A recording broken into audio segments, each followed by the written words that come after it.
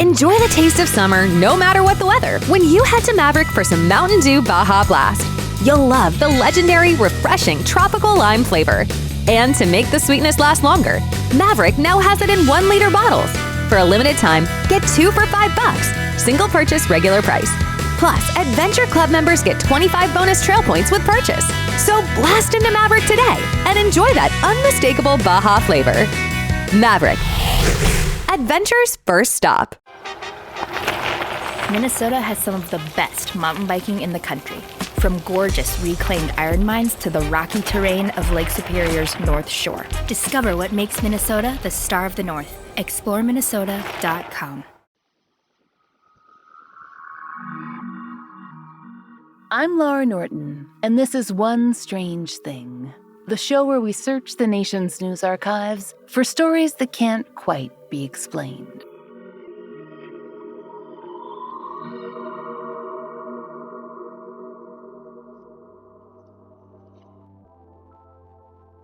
Today we're on a trip to the land of moose and lobsters and blueberries. We're taking you back to the state with the fewest syllables, the place where our first episode began. Yes, welcome back, strangers, to Maine. This time we're visiting a northern corner of the state, basically Canada, give or take a Tim Horton or two. And today we're specifically concerned with an area around the Allagash River and the vast wilderness it runs through. According to the Bangor Daily News, many have used this river as a means for some serious canoe-based camping trips. And we can't say that we at One Strange Thing are big on that concept, to be honest. But if you must absolutely subject yourself to such a thing, the Allagash seems like a great place to do it. Certainly picturesque and none of that whitewater rapids we hope you like almost drowning nonsense. Out on the Allagash, it's just you, your companions, the water, and whatever else might be enjoying the scenery with you. We assume that whatever else wasn't much of a concern for the 4 men who set out on a canoe trip on the Allagash waterway on August 20th, 1976. After all, twin brothers Jack and Jim Weiner, Charlie Foltz, and Chuck Rack were all friends, attending art school in Boston. They were likely looking for an escape from city life at the start of the fall semester. What we know now of how their trip transpired is largely thanks to later articles and documentaries and a 1993 book by one Raymond Fowler, which was called The Allagash Abductions. It's a scintillating title, we know. We'll get back to that in a minute. But anyway, our story begins like this. On August 20th, 1976, the 4 young men left for a 2-week-long trip through the wilds of Maine. They started like any outdoorsy masochist would by summiting a mountain. And after that multi-day nightmare, adventure, they chartered a plane and flew to the Allagash River. There they planned to canoe and camp along the river itself, exploring the various lakes it connected for the rest of their trip. According to the Bangor Daily News, it was their second night out on the water when things began to get, you guessed it, weird. As they settled down on shore for evening, the men noticed what they thought was a star in the east, shining far, far brighter than all the others. Jim, one of the twins, who'd come prepared with binoculars, gave the star a closer look and determined that no, actually, it wasn't a star, but some kind of round, lit-up object hovering some 200 feet above the trees. The friends watched it glisten for what seemed to be about half a minute. Then it blinked out. Weird, but not like scary weird. They wrote it off, eventually went to sleep, and by morning had all but forgotten about it. Per the Bangor Daily News, the next day's outdoorsy activities proceeded without any kind of incident. And on the following day, August 26, 1976, nothing to write home about either. Not until Jack, Jim, Chuck, and Charlie set up camp for that evening on the shores of Eagle Lake. According to the Bangor Daily News, they built a huge bonfire that night, tall and bright, warm and large enough to see from a decent distance. It would serve as a beacon so they could see the campsite from the water, important as they had decided to set off for some night fishing. Per the Battle Bro informer, it was when the canoe got about a quarter of a mile offshore that something seemed wrong. More specifically, one of the friends, it was Chuck, felt like they were being watched. And it would seem that Chuck was right. According to the Bangor Daily News, as the men gazed back across the lake toward their camp, they were greeted with a huge, pulsing sphere of colorful light. Red, then white, then green, the colors melding together so as to be almost indistinguishable. As they'd later tell the Portland Press-Herald, this light was as big as a 2-story house, maybe 80 feet across and hovering 200 to 300 feet above the water. Now Charlie, he was a Navy veteran, so he'd presumably seen some things. Perhaps that's why his logical brain kicked in. He quickly determined that the sphere was neither an illusion of swamp gas nor a weather balloon.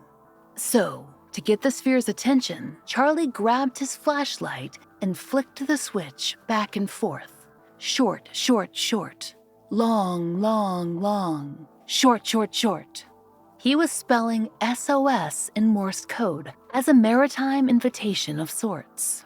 Would the light recognize his call?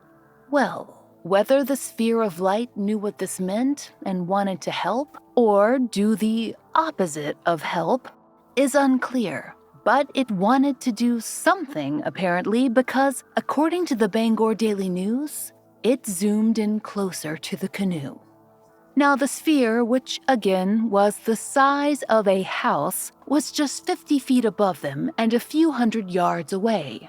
From somewhere on its bottom half, it emitted a cone of white light and began slowly scanning the water. It was searching. And with that new terrifying development, the fishing trip was abandoned. Smart thinking. 2 of the men paddled the canoe back to shore while the other 2 attempted to help by splashing and scooping water out with their hands. Here's what happened next. As far as the 4 would be able to recall in the decade or so that came after, the canoe outpaced the searchlight and eventually ran ashore. The friends stumbled out onto the beach, whipping their heads around to look for the light.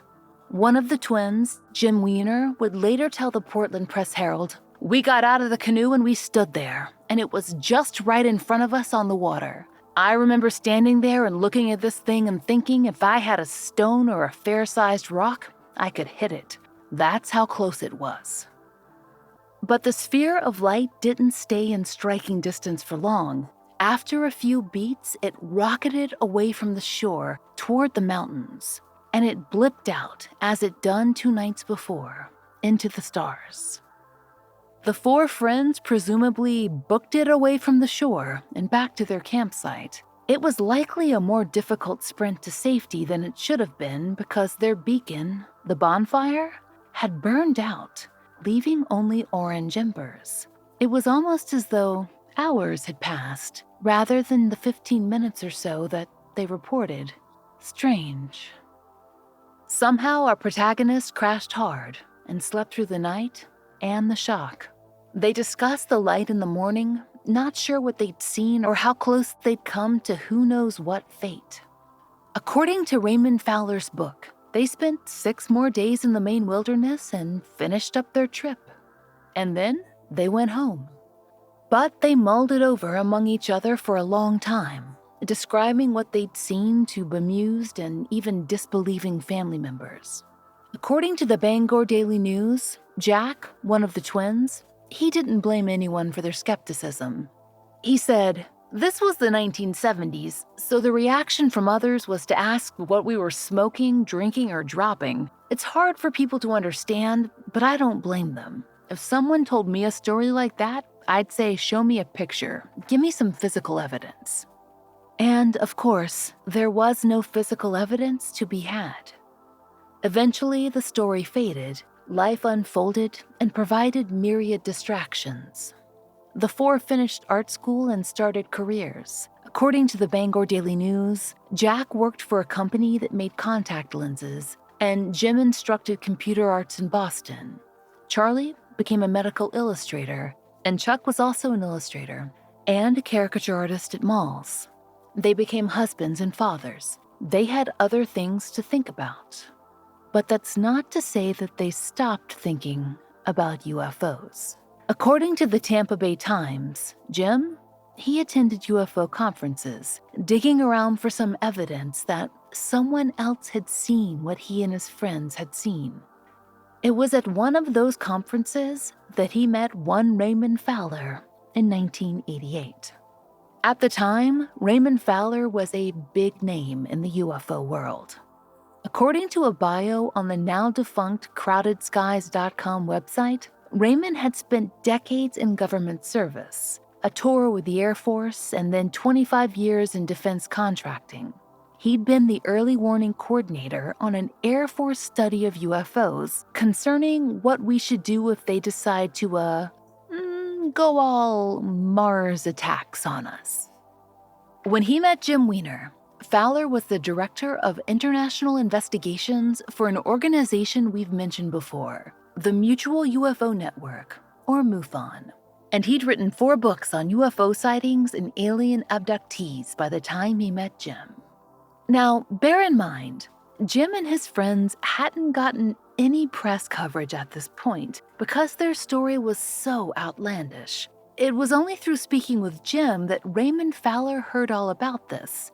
And, perhaps unsurprisingly, he was very interested. Because how could you not be? So, Raymond Fowler got in touch with all 4 men and asked if they'd be willing to undergo a little hypnotic regression to see if they could remember anything further about what they'd seen. All 4 men agreed. According to a 1990 literature review in the Journal of Clinical Psychiatry, there's more than a century of academic interest in hypnosis as therapy for trauma. It's possible that the Allagash Four were thinking this way. Maybe this UFO guy, even with a presumptive bias toward the otherworldly, could help them remember enough of the night to make sense of it all. That might have been the best possible outcome, actually. But if you're hoping for a neat resolution to this story, we have bad news about what kind of show you're listening to right now. When you're in winter's favorite town, the snow-covered mountains surround you. A historic Main Street charms you. And every day brings a new adventure. Welcome to Park City, Utah. Naturally, winter's favorite town. Join the experience at visitparkcity.com. Boston Proper is for women who love distinctive style in styles that don't define them. Boston Proper designs are unique and made to fit flawlessly. You know the fashion changes, but style is forever, and yours is your very own. Boston Proper creates original pieces and curates entire collections for any season. Confident women wear Boston Proper as an expression of who they are, with chic, polished styling and unforgettable looks that get noticed. Anytime, every day, and on any occasion. From classic and iconic to on-trend and of the moment, Boston Proper creates one-of-a-kind pieces to bring exclusive looks and elevated outfits to you only the way Boston Proper can. Boston Proper is your source for those must-have items made to fit flawlessly. When you want that certain something in everything you wear Boston Proper. Sign up for VIP access and enjoy 20% off. Shop at bostonproper.com and wear it like no one else.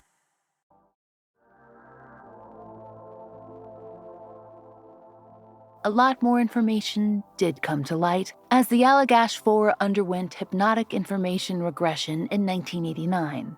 But how objectively true that information was? Well, take a listen, and maybe you can tell us. In individual sessions with Fowler and a professional hypnotist, the 4 men independently came to the conclusion that they had not, in fact, escaped the tractor beam. Instead, they'd been swept up in it. And so, without further ado, a synopsis of events as told to Fowler during the hypnosis sessions and transcribed in his book. In subsequent years, these details have remained mostly consistent when the men speak to journalists. As reported by the Bangor Daily News, Jim, Jack, Charlie, and Chuck all recalled being in their canoe one minute, and the next, they were trapped in dark tubes. The only thing visible was sparkling dust, almost like the finest glitter, drifting through the air. The four were sucked up through that tube into what looked like the coldest, most sterile-looking hospital from a hellish, parallel dimension, and they weren't alone. Under hypnosis, Jim described their attendants as like bugs, or more specifically, per Fowler's transcript, they've got bug eyes. Fowler claimed that each man drew the same sketch of their captors, give or take a few of the finer details. Thin humanoid figures in bodysuits. Huge, oval-shaped black eyes on small heads, a mouth more like a beak, necks spindly with hanging skin, long arms and 4 fingers, but no thumbs. And apparently, these creatures were also gifted with telepathy, and they ordered the men to strip naked and submit themselves to examination. In what felt like a fugue-like state, there wasn't much the four could do to protest. It was almost as though they were anesthetized. They couldn't move, speak, or reach for each other.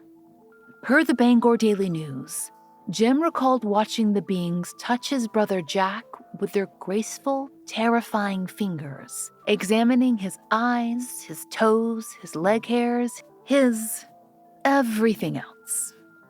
And somehow, that wasn't even the worst of it.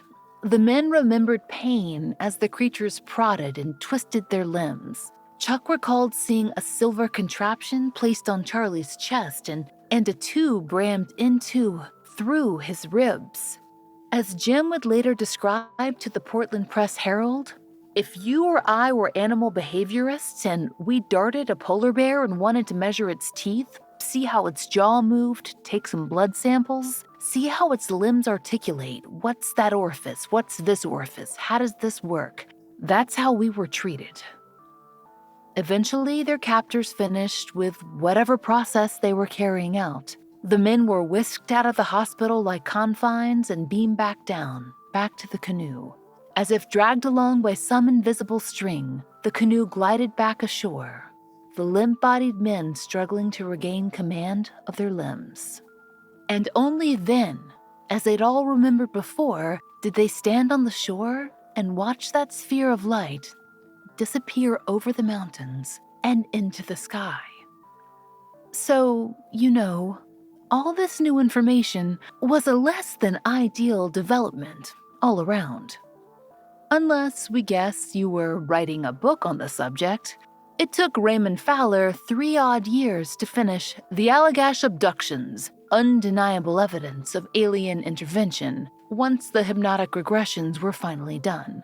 As we'll discuss in a moment, the release of Fowler's book opened the floodgates of notoriety for these men, at least in ufologist circles, and for a time they were famous, or at least close to it.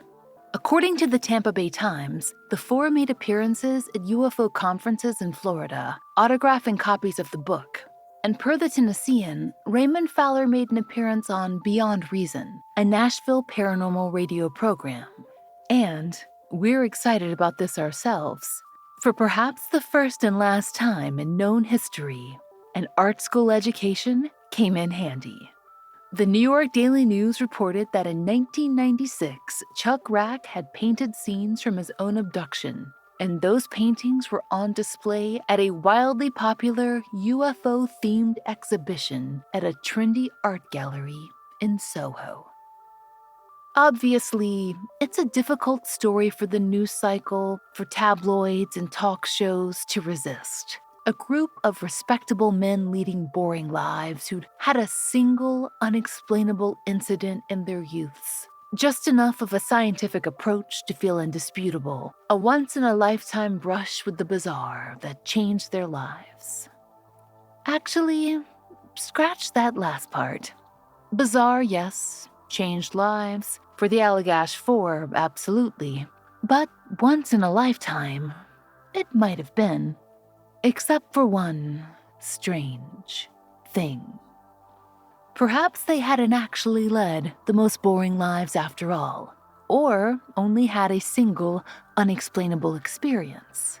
Because as their stories unfurled at the national level, it turned out that each man's tales of otherworldly encounters stretched back further than that fateful night in the Maine woods, which, in turn, made them each a little less steadfast and reasonable. In fact, all but one of the Allagash Four said they'd encountered aliens before that night on the lake. For instance, Chuck Rack remembered a presence, abstract and otherworldly, in his childhood bedroom one night. And according to the Bangor Daily News, twins Jim and Jack, they recalled a presence they'd nicknamed Harry the Ghost, visiting their shared bedroom when they were boys. And Jack had even encountered something not that long before the abduction had occurred. In the early 1970s, he said, he'd apparently seen a flying saucer gliding through the Vermont countryside. Why he held off mentioning it until then, we're unsure. As he told the Bangor Daily News with the air of someone who'd caught a deer munching on their backyard grass, "Twice I've seen a UFO at the bottom of my driveway." We have to ask, why did these additions come? To reinforce what happened at the lake? Were aliens keeping tabs on them somehow? Were the Four worried that their abduction tale was getting stale? Was it all true? We don't know, but it seemed to work in their favor because their abduction was featured on Unsolved Mysteries in 1994, the year after the book came out, and it was shown on news shows in the US and Japan. The men even appeared on the Joan Rivers show, and if any of you happen to have that episode taped and collecting dust in that box of VHS tapes in your attic, please get in touch, because we're dying to see that. But with all that exposure, the stories upon stories, the addition upon addition, something was bound to turn sour. And in this case, it was one of the Four recanting the story that they pitched to the world. We don't know exactly what changed for Chuck Rack, but for whatever reason, he suddenly broke with a narrative that he'd been following for years. In 1998, he told the Bangor Daily News that he wasn't even sure that the abduction story he'd been telling all along was true.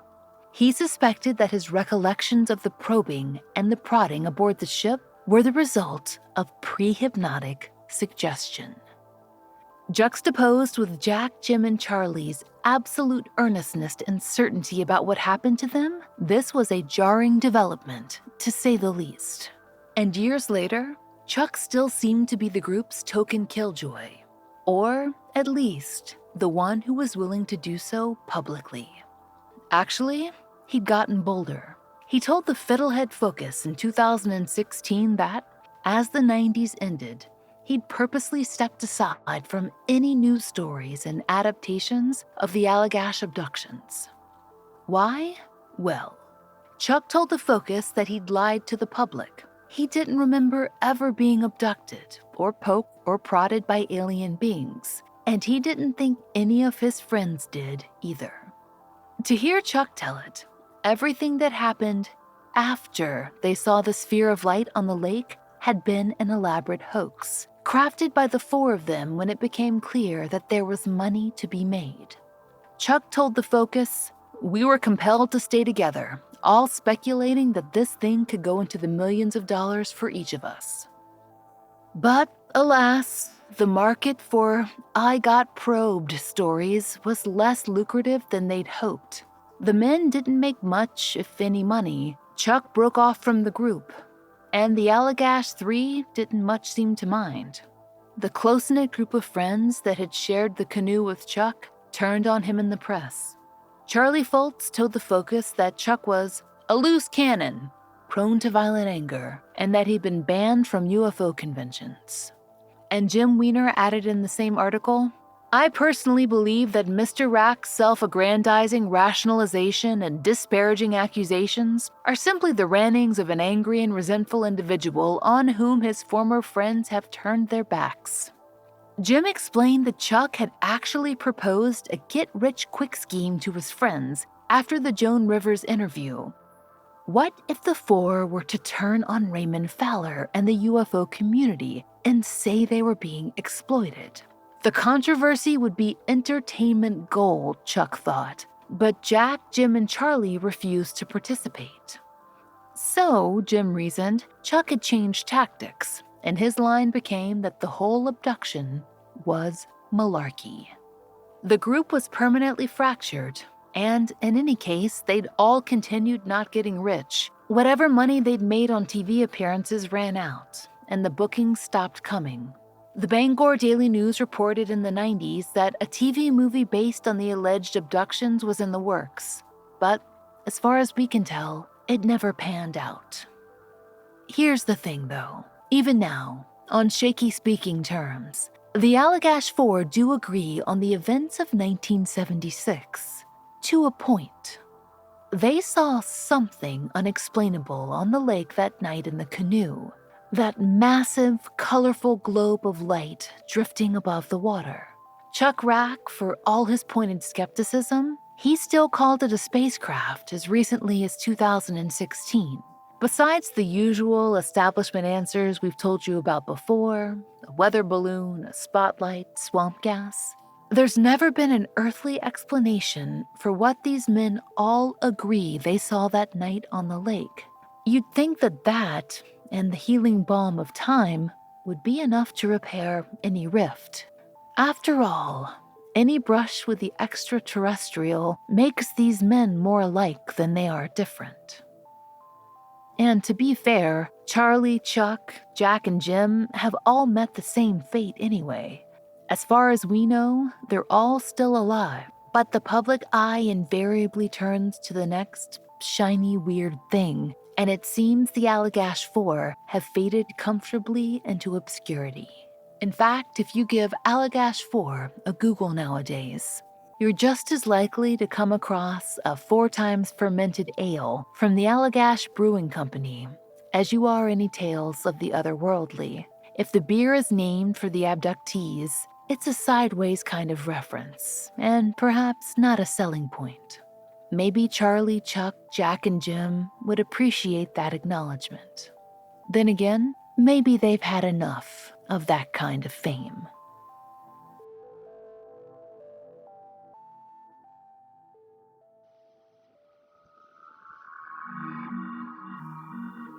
We hope you'll join us next time for another real-life story from the fine print of America's local papers, from the lives of regular people, just like you and me, except for one strange thing. Oh, and strangers. One Strange Thing is an entirely independent production. To support the show and hear more of the entirely true and enticingly peculiar, join us over on Patreon. There you'll get ad-free releases of our regular episodes, full-length bonus episodes, live streams, and plenty of other fun content, all for $5 a month. We hope you'll check it out. There's a link in our show notes.